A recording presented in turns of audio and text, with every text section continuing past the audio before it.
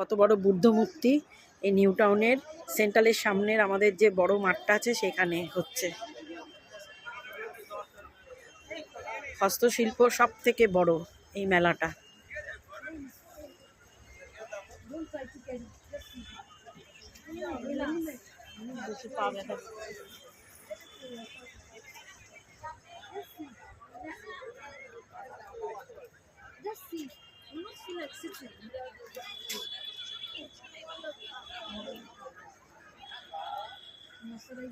মা সরস্বতী রয়েছে, কাঠের তৈরি। দেখুন কিরকম চেয়ার টেবিল, একদম ইউনিক টাইপের, কত সুন্দর। বেতের কাজ করা, দেখুন সমস্ত হাতের কাজ।